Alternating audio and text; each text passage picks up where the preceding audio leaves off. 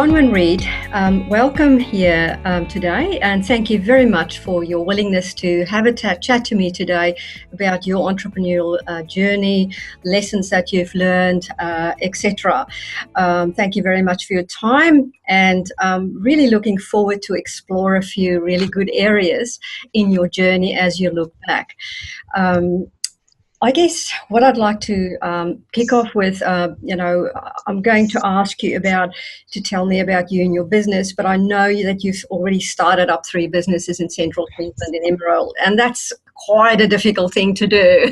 And I've been traveling through Queensland the last few weeks, and I'm thinking, I really take my hat off to women like yourself who actually take the challenge of starting a business in, Central Queensland. So please tell me a bit more about yourself and also your businesses.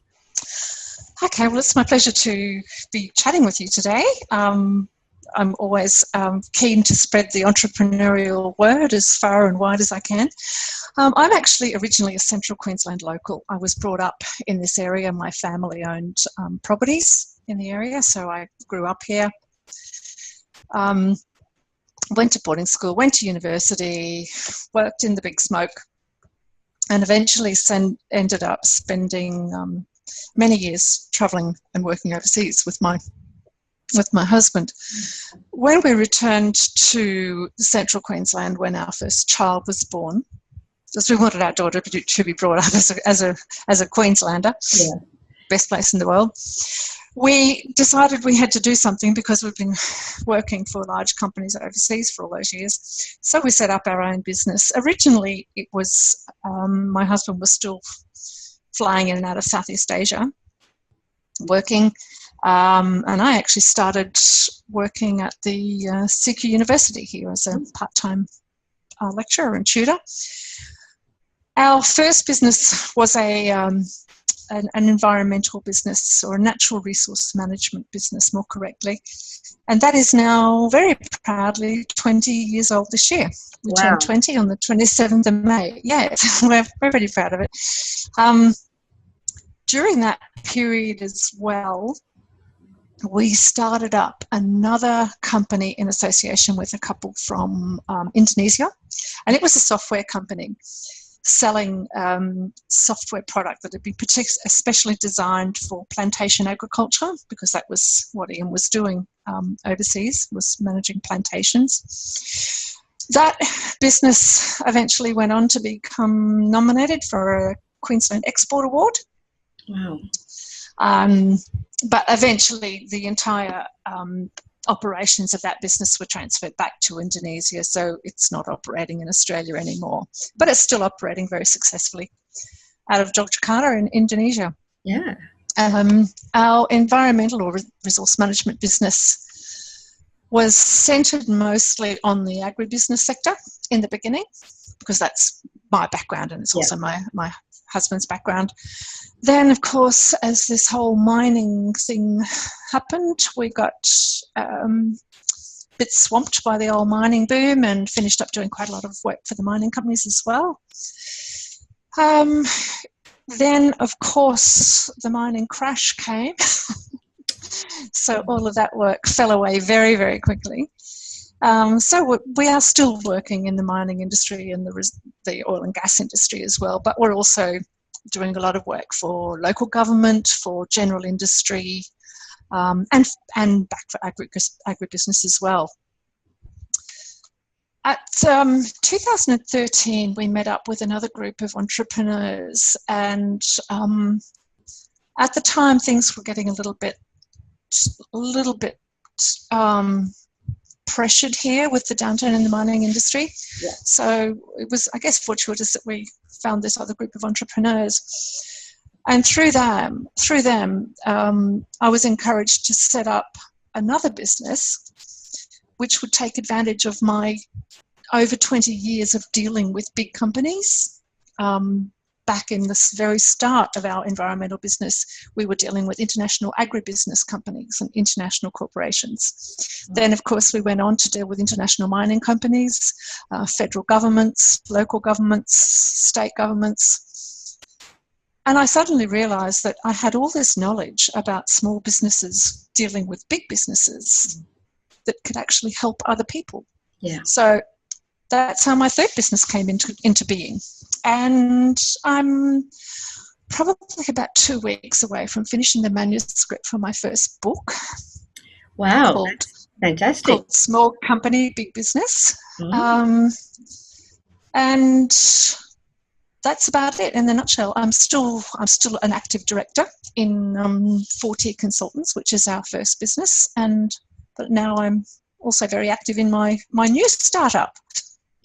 Okay, look, certainly from looking in from the outside, you definitely an entrepreneur, and certainly, you know, that's all why you've been chosen to be part of this showcase series. But very often, women don't see themselves as entrepreneurs. So, what I'd like to know a little bit more about how you see yourself as a female in the entrepreneurial space. I guess originally I didn't see myself as an entrepreneur, but from my background, as far as I know, as far as I can trace, my family has been in agriculture, and therefore always there's been a husband and wife partnership working together in the business. My husband's family was exactly the same. They had a history of family businesses and husbands and wives working together and managing the business together. So for us, it was really, a no-brainer. That was just what was going to happen. So I guess I didn't really think about myself as an entrepreneur then, but that's what I'm called now. Yeah. It was just something that was always going to happen. Both my husband and I are corporate refugees, yeah. And it was just inevitable that at some point we'd set up our own businesses. So in looking back and also how you see the landscape currently, what do you see as success for yourself? What's important to you in terms of how you would describe success for yourself? Okay, success for myself now is, I guess, largely predetermined or dictated by my age and stage of life. Both Ian and I are empty nesters. We've educated our 2 children through boarding school, and one through university. The other one's about to join the army.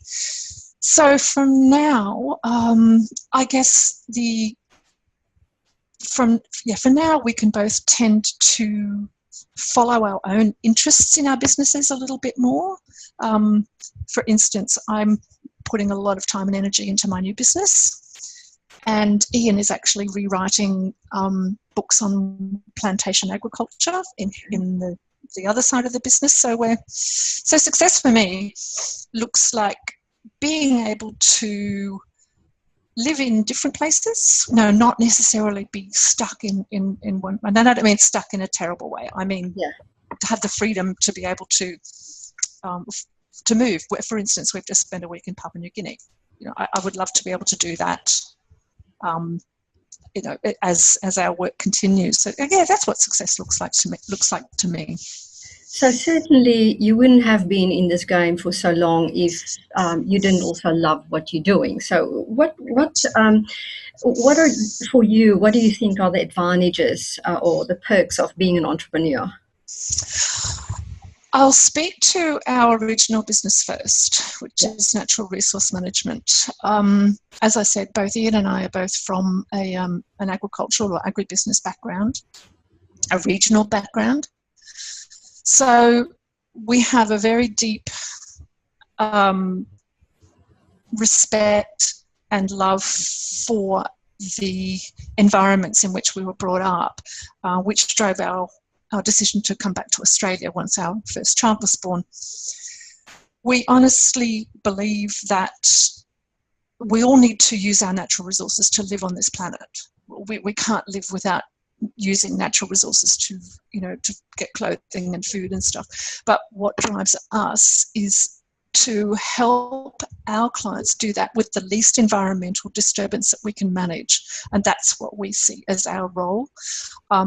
Out here in regional Queensland, which is where most of the resources boom is happening, it's not happening in Queen Street or Pitt Street. Yeah. We're the ones that have to live with the consequences of that for a very long time. So it's in our interest, being locally based, and our children will be here for a long time, and our cousins and our nieces and nephews. So that's what drives us, is to make sure, as best we can, that we have done our part to make sure that the future is livable for them. For my other business, it's pretty much driven by the same emotions and the same passions. I'm very much about regional business, regional areas and regional business communities. I really firmly believe that without vibrant regional economies, Australia will be a lot worse off and will lose most of its character. Oh, look, absolutely. I totally agree with you. The more I travel through Queensland with the WIRE program as well, you know, I guess that's one great thing about the regional side of it is the aspect of community, and it just touched me everywhere I go compared to some of the more metropolitan areas. It's just a wonderful thing to experience. Thinking a little bit further, looking a little bit further into, you know, I want to have a bit of a look in your mindset and how you think about things. And certainly in your journey over a number of years now, there would have been moments when you really doubted yourself, and you know, and that may still happen on a reasonably regular basis. How do you overcome those doubting moments? You know, when you really feel you know, a bit down on yourself, or maybe things aren't going so well. Yes, there's been quite a few of those. Probably the most recent and most testing time has been the mining downturn. Yeah. At some point in my career, a long time ago, I worked as a stockbroker. So I was perfectly well aware that booms don't last. Booms turn into busts, and they can be nasty. So I actually thought I had planned reasonably well to, you know, not take on loads of debt and, you know, rely on one customer and all those things. But even then, having done all that, when the downturn came, we had 6 contracts cancelled in a matter of weeks. Now, they're contracts that we had fully resourced. So, yeah, that was pretty savage and quite hard to deal with and very stressful. The biggest help I've had always is my husband and my family. They've always been there with me and helped me through, as I've done with them as well. Without them, I couldn't have done it. But relying on friends and families, that's the most important thing. And one thing I had to learn, which I thought I was still 30 and I could still do as much as I did when I was 25, and I could push myself as we do. Yes. But eventually I had to realise that I wasn't 30 anymore, that I couldn't just keep pushing, and I actually had to take some time out and let my body recover, because I had just been living under stress for 2-3 years, just living under maximum stress 24 hours a day, and eventually my body said, no more. I mean, ultimately health is wealth, you know, and if you're not healthy, you're no good to anybody. So that's certainly something. It's actually a theme coming through with some interviews that I'm doing currently as well, is really navigating those kind of issues, making sure that you're on, you know, really staying on top of it, health-wise as well. So, you know, you were talking about some difficult times and so forth. So in your mind, what would be maybe 2 or 3 very important skills that you think have really, that actually helped you in your journey so far? And, you know, also maybe skills that you think would be necessary generally for other female entrepreneurs in their journeys? Okay, the first one is that last thing that I spoke about, and the one that I was worst at, is realising that you do have to take some time out. You do have to care for yourself. Now, I always thought that was, you know, you really have to do that. Yeah. But actually you do. So that's lesson number one. And because we as women are often the worst at that. Yeah. We try and push through. Would that be the skill of self-awareness? Absolutely. Yes, it is. It is. I wouldn't like to say that I wasn't self-aware, because I certainly was, but I possibly had an overinflated view of my capacity to just keep going and my body to keep handling stress. Yeah. So that would be my first one. Take notice of your body signals and actually take those breaks. Second one is planning in the business. This is a big one for me. Yeah. I mentioned before that we had already set in place a lot of plans to cope with an uncertain future. While we did get knocked around by the sudden decline, I believe that planning has allowed us to survive and celebrate our 20th year in business. Yeah. Nobody can see the future, but a bit of intelligence, market intelligence, industry intelligence is absolutely vital. And I see that a lot in small businesses where that doesn't happen. So that would be number two for me. Yeah. That's probably the big two. So would you, in running your business and progressing your business, what's your view on trying to stay ahead of new trends and anticipating new trends? 100%. And that's also a difficult thing now too, because things change so quickly. Yeah. But one of my business mentors said to me once, ride the crest of a wave. And during those boom years, first in agribusiness and then in the mining industry, we certainly did that. We rode the crest of a wave. I despair when I listen to some small business owners who refuse to engage with digital marketing, refuse to engage with social media.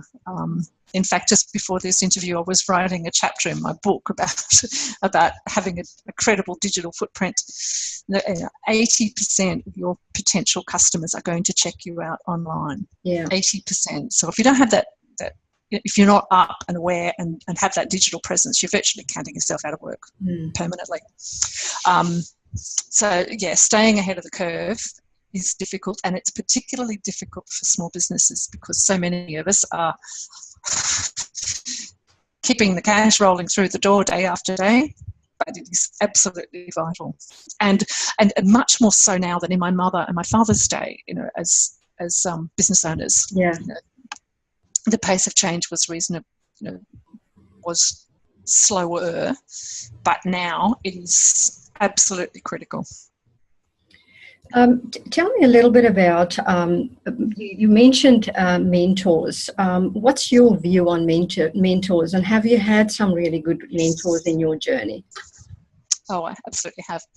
And I do still have some absolutely wonderful business mentors. I have the best business mentor in the world helping me for my book writing journey. It's just wonderful. Yeah, I've had quite a few throughout my life.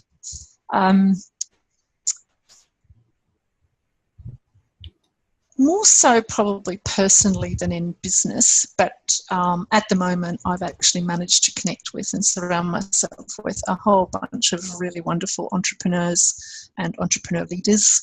For instance, I meet weekly by Skype with another group of entrepreneurs who are spread from Cairns to Melbourne. And every week we meet up, we discuss our business problems, we give each other feedback. And that to me is incredibly valuable. Incredibly valuable. Absolutely, yeah. So would there be, I'm sure there would be maybe one or more people that you really admire in the entrepreneurial space? Quite a wide range, actually. My book writing mentor is a guy called Andrew Griffiths, who is from Cairns. He's Australia's biggest selling small business author. He's just an amazing human being. He gives so much.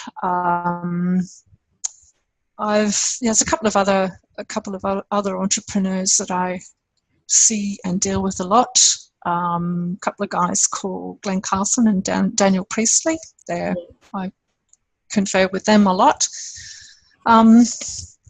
I would like to think that some of my other mentors are some, high-profile women. I particularly admire Gail Kelly as a businesswoman and as a human being. She's a wonderful person. Yeah. So you've started a few businesses. When you started out on those businesses, it may have not have been the same for every business. Did you start out with a vision initially, or did that vision kind of organically developed as you moved forward? Well, if we had a vision 20 years ago, it's not the same as it is now. Yeah. in our natural resource management. But having said that, though, the central drive and the central values of the business have never changed over 20 years. It's that drive for excellence, for honesty with our clients, for scientific and ethical integrity, basically. That's never changed. But obviously, we've responded to changes in the external environment and picked up skills as we've gone along as they've been needed, and shifted industries, and broadened our base. Yeah. So moving a bit on to the whole issue of strategy. What is your view on that there is a formula or a pattern for a successful entrepreneurial journey? What's your view on that, and what are the kind of ingredients that you think would be part of that? That's a difficult one, but there is one thing that I absolutely do know, and I was introduced to this concept. It's nothing new. I just like the way that Glenn and Daniel, two of my mentors, have put it. They use a graph called the Entrepreneurial Journey. Now, whereby this, we start as a solopreneur, grow, and there's a big wide space in the middle. Yeah. That's called the struggle zone. And 70% of small businesses will never, ever get out of the struggle zone. Then there's another little section where it's, things are cranking along, going quite well. You've got a little bit of money, you can actually go for a holiday. And then there's another struggle zone after that. To me, if I'd have been aware of that right back in the beginning, you would then... once you're aware of that, you can then plan to get through those struggle zones. They're there, where they're coming, and you can plan to overcome them. That's the biggest thing about strategy that I have ever learned. And so many businesses never get out of that struggle zone. Yeah. What about other strategies for your business aside from planning that has really helped you a lot in your journey?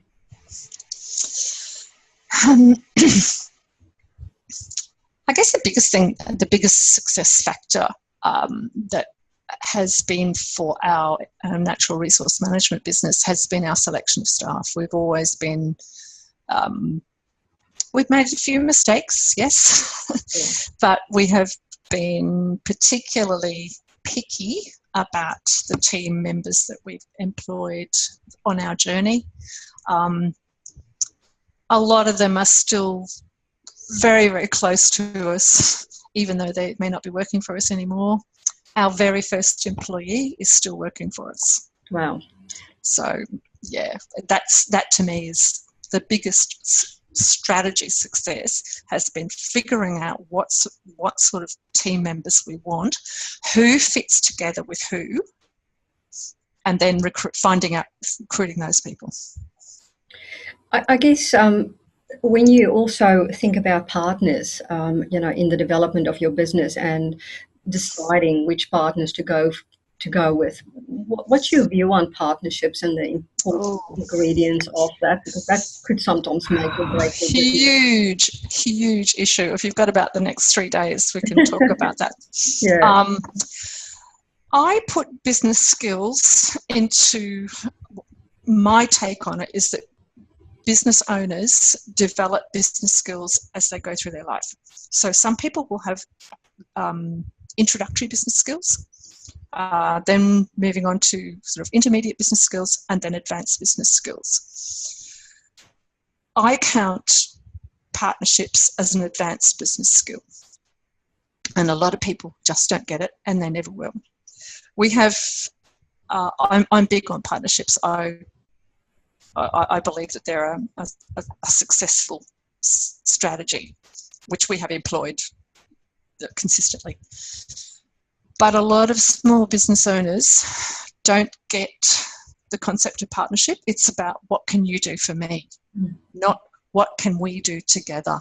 Yeah. And we've walked away from several partnerships because they couldn't get that vibe. We've also always gone into partnerships with an agreement, with a written formal agreement. I believe that's 100% necessary. Never ever have we had to get the agreement out again and revisit it, but the fact that it's there means that we have thought through what we're doing together, we know what we're trying to do together, and how we will work between each other.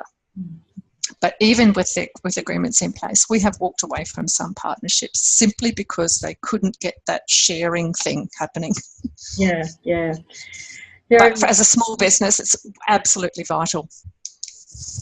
Look, absolutely. And in developing your partnership, what are what are some difficulties that you've had in the past that you got to look out for? Well, the big one is the one I just mentioned, that, particularly when the mining industry started to turn down, we were approached by several companies for a partnership. Yeah. But really what it was the other party looking for us to save them. So that's the biggest one to watch out for, is somebody trying to rescue their business or improve their business by using your business, not partnering with your business. Yeah, absolutely. In terms of moving your business forward, you just mentioned the issue of the importance of social media.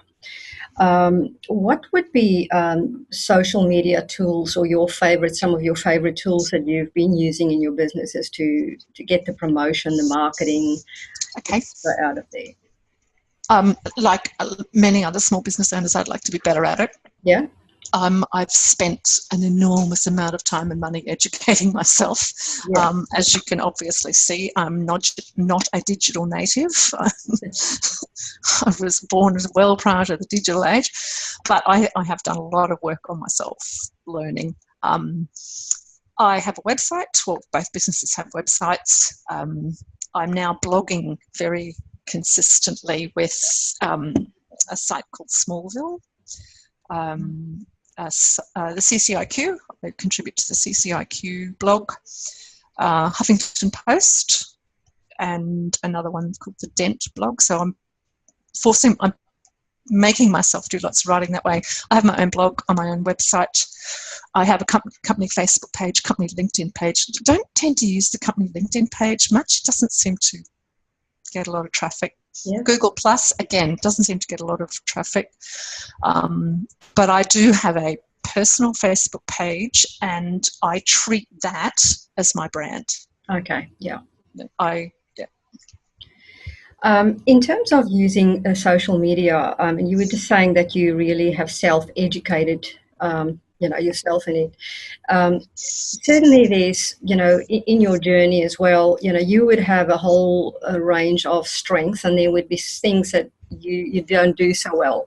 So I'm going to give you an example. So for instance, you're not so very good at doing a certain aspect of social media. Would you recommend that other female entrepreneurs try and do everything, or just focus on their strengths? No, absolutely. And this is one thing that a lot of small business owners do. I see them, they, decide to do social media, so they have everything. A LinkedIn, a Facebook, a Pinterest, an Instagram, a Twitter, the whole. Yeah. No. Start with one platform, maybe two. and then work from there. I actually now employ a virtual assistant who handles just about all my social media stuff now for me. Yeah. So I do the writing, but she does all the rest of it. Yeah. So what do you blog about? Oh, okay. I have five themes. Yeah. 6 themes that I blog on. Okay. Which just happen to coincide with the 5 steps of my program for my new business. Okay. Getting a small business ready to do business with big business. And then I have the 6th category, which is called other, and I just whatever takes my fancy. I recently did a post on being an invisible woman. I was standing at the makeup counter in my with my perfectly good American Express card in my hand, waiting to buy some very nice makeup. And the young, beautiful girl behind the counter stood there chatting away and completely ignored me. And I realised that I'd just had my first invisible woman moment.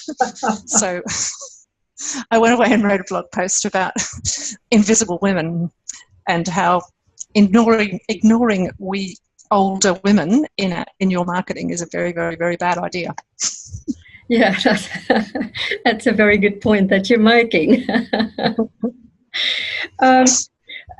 Bronwyn, tell me about new ideas. You know, you started a few businesses now, and that would have really taken a lot of creativity. And with creativity, it's always about generating new ideas that's cutting edge and so forth. Do you have some, I guess, guidelines or advice around what do you do around creating those new ideas? You talked about self-awareness before. And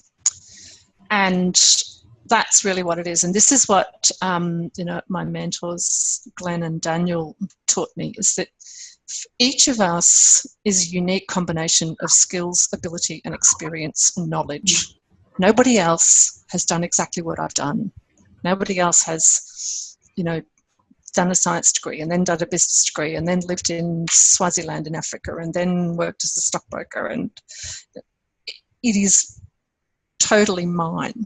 And as I said, I finally realised that I had all this experience of being a small business owner and interacting with federal governments and international agribusiness corporations. Yeah. But I thought everyone knew that, but everyone doesn't know that. So Yeah. It's really about looking into yourself and what is it that you really know, and what is it that you could talk for 10 minutes, after a couple of glasses of wine without stopping. Yeah. What is that? Yeah, that's a very good advice, actually. I never thought about it that way. So how do you stay motivated when things get so busy, with family? You had 2 kids and you said things are a little bit, I guess, more peaceful now and you can focus more on business aspects. But reflecting back a bit, I think a lot of women entrepreneurs that I talk about in every day is they struggling with that sense of busyness and all the different balls that's up there. So, what do you do to kind of then, amongst all of that, to stay motivated and keep progressing your business?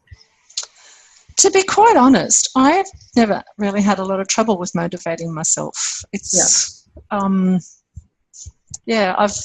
I've yet to wake up for a day's work and think, I really want to do this. I don't want to do this anymore. Yeah. That's never happened to me. So, but yeah, sure. Look, I totally understand the whole, what am I this week? Am I a mother?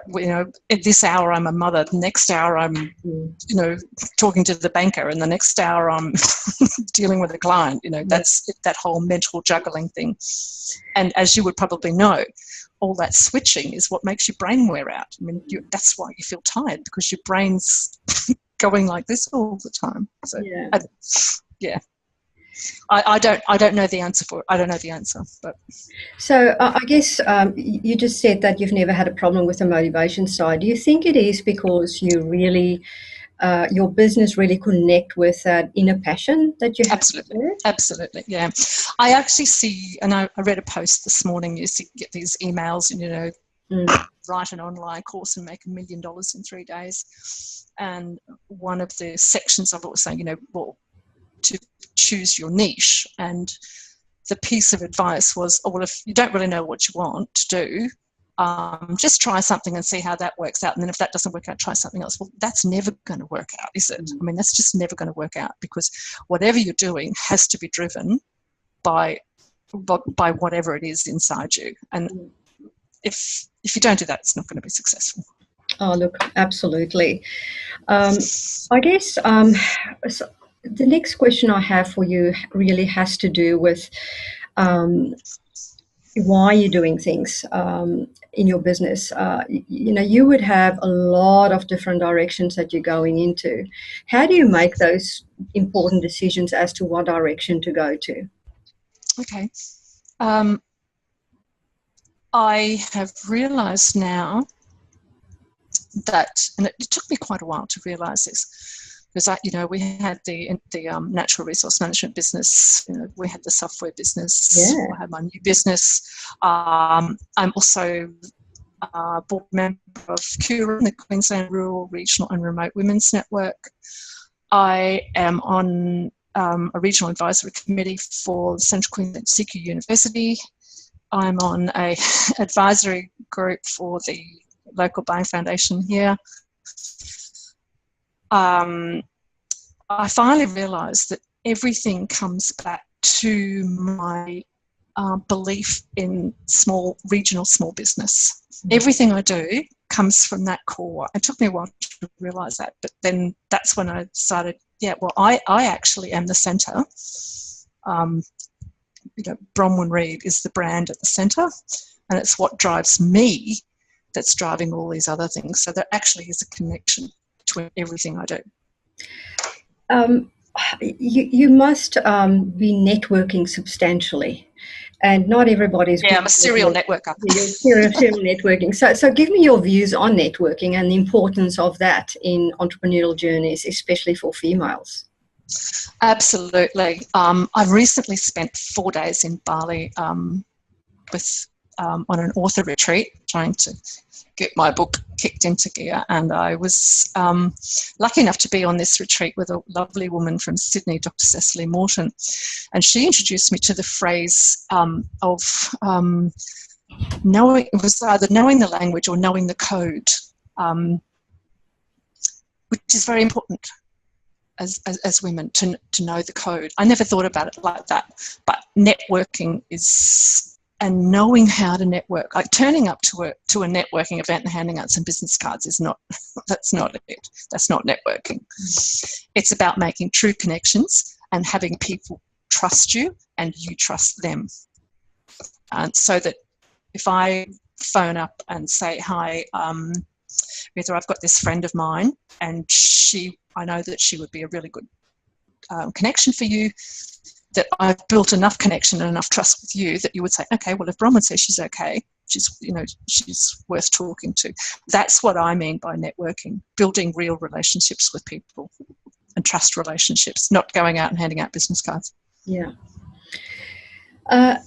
What would be the biggest overall lesson that you have learned in all of these years that you've been in business and that you can pass on to the rest of us?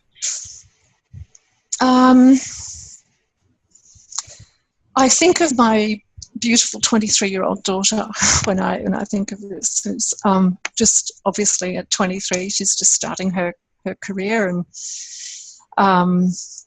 where that will take her, I really don't know. But I guess the advice I would give her and any other women starting out on an entrepreneurial journey is to be brave. Be brave and don't back down. Already at 23, my daughter has had a couple of knockbacks in her career, but fair play to her. She's stood up and kept going, and that makes me particularly proud of my daughter. But that's what I would say. Be brave and don't step back. Don't take a backward step. I guess a little bit, it could be the same thing, but it may not be. What would be the best advice that you've ever received and something that you still use in your business? Oh, I guess it was my granddad who said, you know better than the next man, but you know worse either. So realising your value as a person, but realising that everyone else has equal value. And I think sticking to your values is really, really important, and living your values through business. That's really what will drive you forward. Yeah. Bronwyn, my second last question to you is, you're already working so strongly in this space of regional, rural, remote, and you're obviously making a difference to your community, to your clients, and so forth. Would there be something quite amazing that you still want to achieve in the future that would make a difference? Yes, there is. And a group of us are already working on it. Oh, fantastic. Tell me about it. I would love to see a bigger voice for small business. Seriously. Where there just isn't a strong voice for small business in this country. The Council of Small Business of Australia, COSBOA, they do a very good job. But I guess one of the best examples I can give is this latest mining boom. Right. We out here in the regions had absolutely no say in what happened. We were given a mining boom and we just had to take it, and then we had to suffer the consequences. We had very, very little say in the really big decisions that affect us and affect our regional communities. You can tell my voice is starting to speed up, can't you? If you can. And that to me is the one thing that I would love to achieve or help to achieve before I depart this earth, is to create a really strong voice for small business and regional business. So I guess I'm curious to know whether it's different for small business in regional areas than it is in city areas, or is it just, do you think it's similar for small business everywhere? No.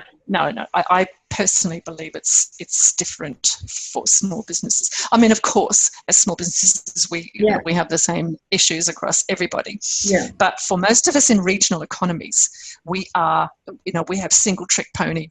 Yeah. Regional economies, whether that be, cotton or beef or mining or oil and gas or gold or something. So we tend to be buffeted by the winds of commodity ups and down, prices ups and down, and also droughts and floods. Now, people in the centre of Brisbane can live perfectly well, whether the price of wheat is high or low. They can live perfectly well, whether there's a drought in Longreach or it's flooding. But for those of us in our regional economies, those effects are multiplied, so much greater for us. Absolutely. Bronwyn, where can we find you online? Because I know there may be females out there that want to connect with you and want to maybe connect with your business as well. Oh, I'd love to. I'd love to connect with other female entrepreneurs. That's my thing. My main website is www.miningforbusiness, as in MININGFORBUSINESS.com.au. Otherwise, you can find me on Facebook, just Bronwyn Reid, or on LinkedIn as Bronwyn Reid as well. Okay, fantastic. Bronwyn, thank you so much for your time today, for the lessons that you've shared. I've certainly, I just kind of think, yep, that's a nugget. Yes, that's another one. Yep, that's another one. And I know everybody listening to you will think exactly the same thing. And I hope that as we move forward with the WIRE program that, we can be in contact with you again, because, your experience is not, not that often that I am interviewing females that's been in business for 20 years. So thank you very much for your time today, and good luck with everything, and especially this new business that you've just started. Thanks very much. It's been a pleasure chatting to you. And honestly, if any other female entrepreneurs out there would like to get in touch with me, I'm more than happy to talk.